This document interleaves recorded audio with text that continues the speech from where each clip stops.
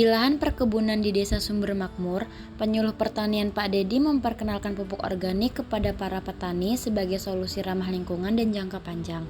Meski sempat ragu, Bu Rini petani senior mulai terbuka setelah melihat hasil nyata dari uji coba Pak Rian sebagai petani muda yang aktif. Atas saran Bu Lastri, Ketua Kelompok Tani, mereka sepakat mencoba pupuk organik secara bertahap. Dengan pendampingan dari Pak Dedi dan semangat gotong royong, mereka memulai langkah kecil menuju pertanian yang lebih berkelanjutan.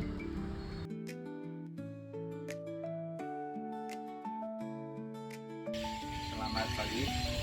Pagi Pak. Pak, gimana kabarnya Bapak Ibu? Alhamdulillah baik. Jadi saya di sini penyuluh pertanian lapang.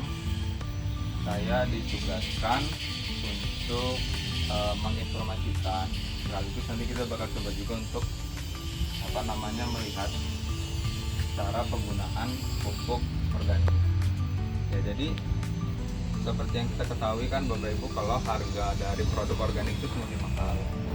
Ya, karena memang konsumen itu sudah mulai banyak yang sadar akan kelestarian lingkungan. Nah, maka dari itu di sini saya ingin mengajak Bapak dan Ibu untuk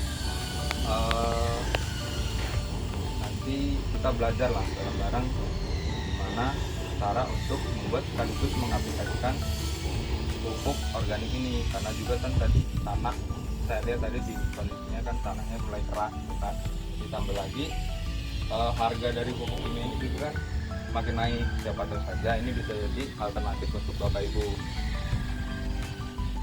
Tapi Pak Dedi, saya kan sudah menggunakan pupuk kimia selama 20 tahun. Nah dari hasil panennya itu cukup baik. Takutnya kalau saya ganti dengan pupuk organik itu malah turun atau gagal gitu Pak. Karena jika gagal Bapak sebagai penyuluh ingin bertanggung jawab. Tapi gini Bu, menurut saya yang ngelihat tanah ini keras sama kering Bu. Nah, sudah saya coba di pojok kanan itu kebun saya coba pupuk kandang, yaitu pupuk dari hasil kotoran kambing sama sekam. Nah itu saya coba, nah gitu saya lihat itu tanahnya semakin gembur, sama tanamannya juga itu rata itu tumbuhnya itu Bu. Ya, jadi gitu Bu. Sekarang pupuk organik ini nggak harus ribet Bu. Dari cara pembuatannya nanti sudah sampaikan, dan juga kalau memang mau simple dari kita juga ada yang udah dalam bentuk kemasan pupuk organik seperti itu Bu. Jadi nanti kita lihat sama-sama prosesnya Bu ya Mas. Bagaimana kalau kita dengarkan dulu penjelasan dari penyuluh? Tidak semua itu bisa langsung berubah. Siapa tahu bisa jadi solusi bersama. Baik. Ya, dengan gini aja Pak Bu, kita lihat lahannya itu dulu, tanahnya bagaimana setelah penggunaan pupuk organik. Kemudian kita ke lahannya langsung. Ayo, ya Pak Bu.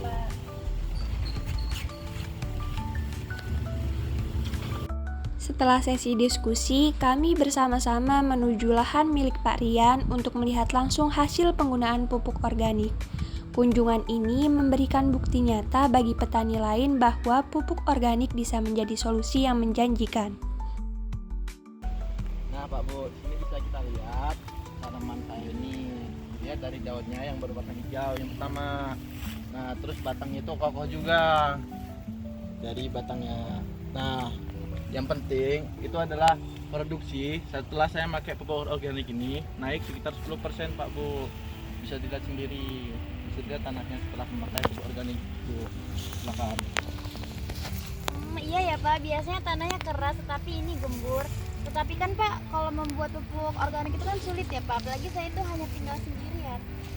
Jadi gini Bu, sebenarnya tidak terlalu sulit, tapi kalau memang Ibu malas untuk membuatnya, kita siapkan itu di koperasi pupuknya yang sudah jadi Ibu bisa tinggal pakai. Tapi kalau memang Ibu mau irit, mau hemat, kita bisa kasih tahu cara buatnya Bu. Jadi untuk buat pupuk organik ini, pupuk kompos sebenarnya tidak susah. Jadi kita siapkan dulu pertama itu bahan-bahannya Bapak Ibu. Jadi kita bisa siapkan dari bahan yang ada di sekitar kita sebenarnya, jadi kita manfaatkan. Contohnya apa? Kita bisa pakai daun kering itu kan Lalu kita juga bisa pakai sampah dapur nih ibu-ibu ini kan, daripada dibuang tidak ada gunanya, kita bisa manfaatkan itu. Lalu juga kita gunakan kotoran hewan, terutama untuk bapak ibu mungkin punya ternak tuh, terutama daripada terbang sia-sia kita manfaatkan. Lalu setelah itu cara buatnya gimana? Jadi begini bapak ibu, cara buatnya itu kita bisa siapkan dulu petak tanah yang mungkin kalau di belakang rumah ada yang kosong nganggur sedikit lah, kita manfaatkan untuk buat begini. Kita tumpuk itu bu, sampah-sampah tadi, daun-daun kering, lalu limbah-limbah dapur, sampah dapur, kotoran hewan. Jadi untuk buat tumpukannya itu bapak ibu, pertama yang paling bawahnya itu kita untuk sebagai dasar gunakan daun-daun yang kering dulu. Daun yang kering misalkan kalau ada jerami juga kita bisa gunakan itu untuk dasarnya. Lalu di tumpukan di atasnya kita bisa gunakan limbah yang basah bu, pak, sampah dapur misalkan, limbah dapur itu kan basah. Lalu selain itu juga kita bisa tambahkan lagi kotoran hewan. Nah setelah tumpukannya itu tadi sudah tertata seperti tadi yang sudah saya jelaskan, bapak ibu bisa gunakan E4 campurannya itu. E4 Untuk E4 itu yang warna apa ya Pak? Nah gini Pak Ibu, untuk E4 kita pakai yang warna kuning. Lalu itu kita siram, kita campurkan dengan larutan air. Lalu perbandingannya seperti apa? Jadi perbandingannya kita bisa gunakan E4 setiap 10 mili itu untuk fermentasi, kita campurkan dengan air 1 liter. Ya kan sudah kita campurkan seperti ini. Jadi perbandingannya 10 mili E4 untuk 1 liter air. Setelah itu kita bisa siramkan rata bapak ibu di tumpukan tadi, tumpukan daun kering dan juga limbah dapur kotoran ternak tadi. Lalu setelah tercampur, siram, kita aduk, dan setelah kita aduk kita tutup dengan terpal untuk memastikan fermentasinya itu terjadi sempurna. Lalu setelah 1 minggu bapak ibu bisa cek nanti, cek apakah pupuknya ini jadi atau tidak. Cara ngeliatnya gimana jadi atau tidak? Jadi kita bisa lihat warna dari pupuknya, campuran tadi, apakah sudah kecoklatan apa belum. Itu ciri-cirinya begitu, sudah jadi kecoklatan atau tidak, lalu tercampur sempurna dan tidak berbau seperti itu. Lalu untuk menyempurnakannya lagi kita tutup lagi terpalnya tadi, menutup tumpukan tadi, kemudian kita tunggu lagi sampai 3 minggu. Setelah 3 minggu lalu kita buka lagi, kita cek lagi. Nah itu sudah lebih tercampur atau belum. Jika sudah, artinya itu sudah siap untuk digunakan bapak ibu. Tapi untuk memastikan bahwa itu tidak merusak tanah ya bapak ibu, karena kan pupuk yang tadi difermentasi itu kan panas, jadi jangan langsung dipakai ke tanah. Kita bisa tunggu dulu 1-2 hari dengan posisi terpal yang terbuka. Nah setelah itu maka pupuk seharusnya sudah bisa untuk digunakan bapak ibu. Seperti itu ya Pak. Jadi kalau kita mau hemat bisa kita buat sendiri pupuk kompos. Ya benar bu, mungkin nanti juga bisa saya buatkan mungkin cara membuatnya dan cara menggunakannya di dalam video singkat nanti saya share link. Membuat pupuk kompos dengan bantuan cairan dekomposer EM4. Kemudian ada pun bahan-bahan yang kita gunakan, yaitu yang pertama di sana ada batang pisang yang sudah dicacah juga. Kemudian ada kohe, ini kotoran ternak, kita pakai kotoran sapi. Kemudian ada gula merah, sekam, ini sekam, dan ini terakhir ada jerami. Tapi berhubung kita belum panen, sana kita ada punya sawah, sana belum panen. Jadi kita pakai opsi lain menggunakan rumput kering yang sudah kita siapkan. Oke. Kemudian sobat Milpar, di sini kita sudah punya ada ini sudah hampir berumur 15 hari dan sudah hampir masak ternyata. Nanti kita akan balik ini. Jadi ada namanya proses pembalikan ketika kita membuat pupuk kompos. Oke sahabat Nilpar, sebelum kita mencampurkan bahan-bahan yang tadi, kita akan racik dulu cairan yang akan membantu kita mempercepat fermentasi atau mengkomposisi bahan-bahan organik kita yang tadi menggunakan EM4. Kemudian kita campurkan dengan gula merah. Mungkin ada ya teman-teman yang bertanya mengapa ada penambahan gula merah di cairan EM4 kita atau di pembuatan pupuk kompos. Jadi teman-teman, komposisi dari EM4 ini adalah sekumpulan bakteri atau organisme baik. Kemudian penambahan gula atau glukosa itu sebagai sumber makanan untuk bakterinya atau sumber makanan untuk perkembangan organisme tersebut. Kemudian untuk dosis sendiri ini sudah ada petunjuk pemakaian. Di sini ada sudah petunjuk. Untuk 1 liter EM4 itu kita larutkan ke 50 liter air untuk penggunaan 1 ton kompos. Jadi ini sudah kita perkirakan kita akan membuat komposnya itu kurang lebih 1 ton. Ya, oke, kita larutkan saja. Jadi ini kita tuang jangan semua dulu. Terus kita tambahkan cairan gula merah. Baik Sobat Nilpar, kita masuk ke layar-layarnya. Untuk layar pertama atau tingkatan pertama ini kita pakai jerami. Tapi berhubung kita nggak punya jerami, ini kita pakai rerumputan kering. Teman-teman juga bisa pakai ilalang kering. Kemudian untuk layar kedua kita pakai kohe atau kotoran ternak. Jadi yang pertama jerami, kemudian kita taruh kohe. Oke.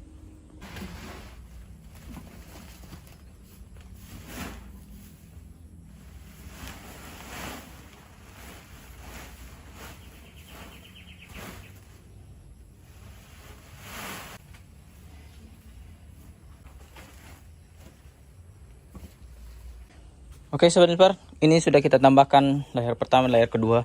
Sebelum kita tambahkan layar ketiga, itu kita sirami dulu menggunakan cairan yang sudah kita racik tadi, yaitu EM4. Jadi ini kita siram dulu.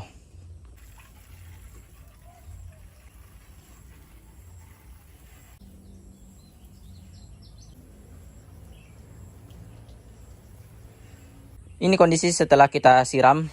Kemudian untuk layar ketiga yaitu menggunakan cacahan batang pisang yang sudah kita cacah.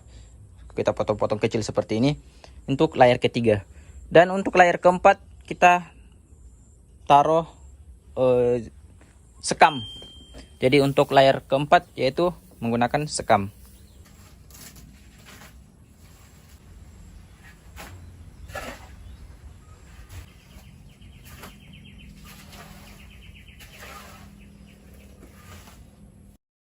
Jika teman-teman merasa kurang batang pisangnya, silahkan teman-teman bisa tambahkan lagi cacahan batang pisangnya.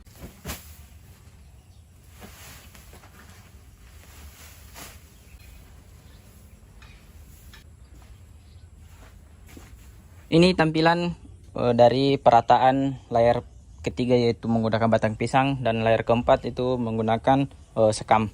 Nah, sebelum kita tutup lagi, ini kita akan siram lagi menggunakan EM4. Jadi teman-teman bisa pakai setiap 2 layar itu kita siram dengan EM4 biar dekomposisinya itu berjalan dengan baik. Oke?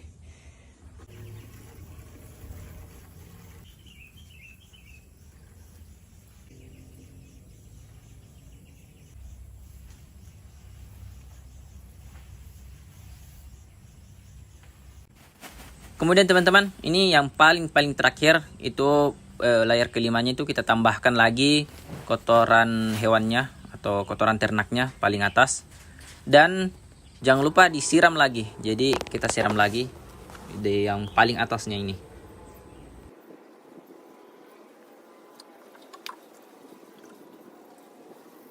Nah, Sobat Nilpar, ini dia hasil akhir dari pembuatan pupuk kompos kita.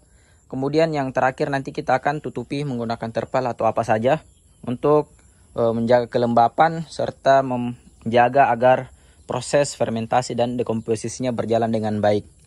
agar bisa digunakan ini akan kita diamkan selama 1 bulan, kurang lebih 1 bulan.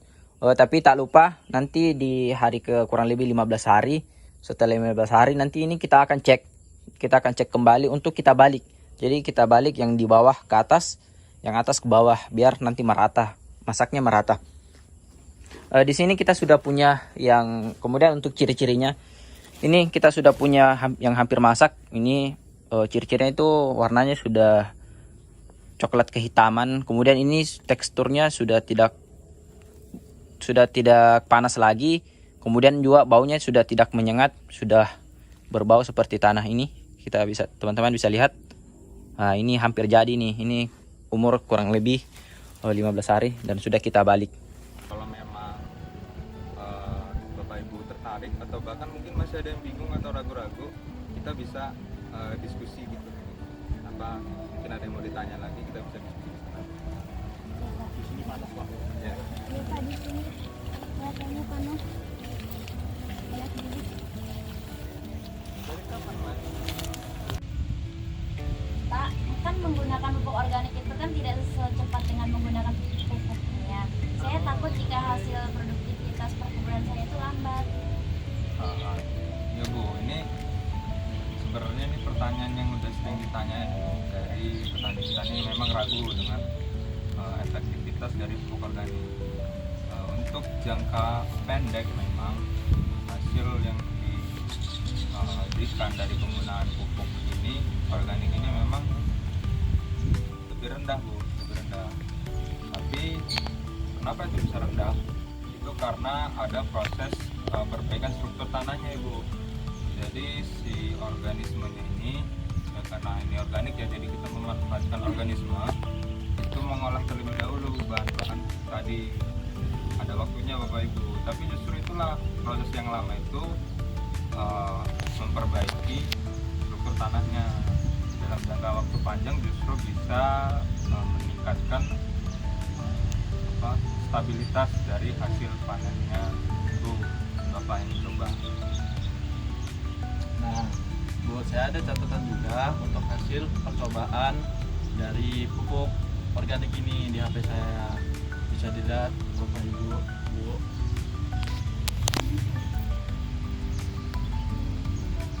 Yang atas yang dulu ya Pak? Ya, Cukup meningkat ya Pak ya? Wah bagus itu Pak, jadi bisa kita bagikan ke grup kelompok tani kita. ya Ibu. Nanti mungkin saya akan adakan pelatihan lebih lanjut Bapak Ibu terkait dengan pembuatan dan juga penggunaan pupuk organik ini. Mungkin nanti saya juga bisa undang teman saya narasumber dari universitas untuk menyampaikan lebih detail dan rinci tentang pemanfaatan bahan-bahan tadi untuk dijadikan sebagai pupuk organik. Pak, kalau saya ingin mencoba bisa dimulai dari mana ya? Kalau begitu nanti saya dengan Pak Rian bisa dampingi untuk cara penggunaannya Ibu, biar Ibu lebih paham juga nanti, karena memang Pak Rian sudah sudah dikatakan berhasil lah menerapkan pupuk organik ini. Nah, jadi gitu Bu. Dulu juga saya sempat ragu nih untuk gunain pupuk organik. Nah, setelah saya ikuti pelatihan di kabupaten, ada salah satu petani dari desa sebelah itu bilang bahwasanya produksi dia naik dari 30% ke 30% dari 3 musim tanamnya. Oh Bapak itu ya? Saya kenal juga, padahal dulu dia masih ragu menggunakan pupuk organik. Wah, saya jadi penasaran Pak. Baiklah, saya akan mulai mencoba di lahan ini, sepetak lahan perkebunan saya. Wah, mantap Bu Rini, ini namanya petani cerdas, berani mencoba tapi tetap kritis. Nah gitu Bu, nanti saya akan dokumentasi sama unggah video kita ke kanal YouTube kita milik kelompok tani kita. Nah, biar jadi inspirasi semua petani. Oke Pak, setuju. Ayo kita mulai perubahan dari sini. Bisa sumber makro, hasil dari pelopor, penggerak pertanian berkualitas. Baik, kalau begitu Bapak Ibu terima kasih atas keterbukaannya, atas partisipasinya. Di sini saya datang untuk menyampaikan inovasi. Saya tahu ini lebih baik pupuk organik ini, maka dari itu saya sampaikan ke Bapak Ibu, terutama di kondisi yang saat ini memang pupuk kimia itu sedang mahal-mahalnya. Lalu nanti untuk pelaksanaannya lebih lanjut, saya akan dampingi Bapak Ibu. Jika nanti ada yang bingung, bisa ditanyakan langsung dengan saya. Bapak Ibu. Oke, baik Pak. Tapi saya tidak berjanji akan langsung pindah ke pupuk pertanian organik secara total. Tapi saya akan mulai mencoba dan belajar tentang pupuk organik tersebut, Pak. Nah, itu jadi langkah yang bagus dulu. Mari kita lakuinnya secara bersama-sama. Nanti kita saling tolong untuk pengimplementasian pupuk organik. Ayo Pak Bu, mari kita jadwalkan evaluasi bulanan, kita rapatkan dan kita diskusikan apa yang kita perlu diperbaiki. Terus ini bukan kerja sendiri, tapi kita akan kerja bersama. Oke, baik Ibu.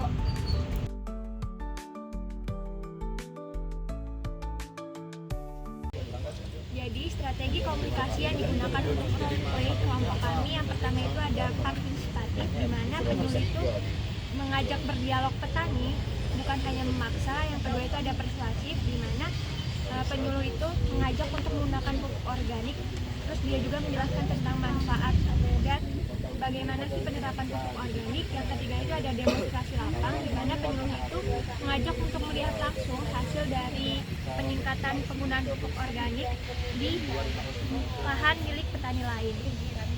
Yang keempat itu ada storytelling, di mana dalam role play kami itu ada yang menjelaskan tentang pengalaman dan petani lain yang dijadikan sebagai inspirasi. Yang kelima itu ada media visual dan digital, yaitu di mana ada petani yang menunjukkan tentang hasil peningkatan produksinya menggunakan grafik. Yang keenam itu ada edukasi teknis, di mana dalam role play kami ini ada penjelasan dan pelatihan tentang cara pembuatan pupuk organik. Jadi hambatan divisi inovasi dalam roleplay kelompok kami yaitu yang pertama adalah hambatan skeptisisme, yaitu adalah yang dimana petani senior itu masih ragu dengan hasil pupuk organik dibandingkan dengan pupuk kimia. Hambatan yang kedua yaitu adalah takut gagal panen. Jadi petani itu khawatir terhadap dampak ekonomi jika hasil pertaniannya itu menurun. Hambatan yang ketiga yaitu adalah anggapan repot, yang dimana pupuk organik itu dianggap sulit dan lama dalam bekerja. Yang hambatan terakhir yaitu adalah kurangnya informasi. Jadi petani itu adalah kurang memahami teknis dan manfaat dari pupuk organik tersebut. Kemudian untuk peran agen perubahan di dalam proses adopsi ini, yaitu yang pertama adalah sebagai fasilitator. Agen perubahan yang dalam hal ini adalah penyuluh pertanian, memfasilitasi ruang diskusi, mendengarkan para petani baik yang konservatif maupun yang sudah terbuka, yang sudah mencoba dan mengadopsi, untuk bisa saling berdiskusi satu sama lain untuk menciptakan dialog sehingga bisa menyadarkan petani yang lain yang masih ragu-ragu dengan keberadaan dari suatu inovasi yang dalam hal ini adalah pupuk organik. Lalu yang kedua adalah sebagai pendamping proses, di mana di sini penyuluh sebagai agen perubahan mendampingi, bukan hanya sekadar menyampaikan informasi, tetapi juga di dalam setiap prosesnya hadir di antara para petani, karena di dalam pelaksanaan, di dalam pencobaan proses adopsi inovasi ini tentu akan memunculkan berbagai tantangan, kendala di dalamnya, yang dimana itu perlu dampingan dari penyuluh. Kemudian juga peran penyuluh dalam ini adalah sebagai pembangun kepercayaan, di mana di sini penyuluh hadir untuk membangun kepercayaan, untuk menjawab keraguan dari para petani yang skeptis dengan suatu inovasi baru, dengan memberikan fakta-fakta, lalu juga memberikan cerita-cerita inspiratif dan hasil-hasil yang nyata dari kelompok-kelompok atau petani sebelumnya yang sudah pernah mencoba inovasi tersebut. Lalu yang terakhir juga peran penyuluh di sini adalah sebagai penggerak sosial, di mana di sini penyuluh menghubungkan antara petani yang konservatif dengan petani yang sudah mengadaptasi suatu inovasi, sehingga terciptalah dialog, terciptalah komunikasi di antara petani, dan kemudian terjadilah kesadaran dari petani-petani yang memang ragu dengan suatu inovasi.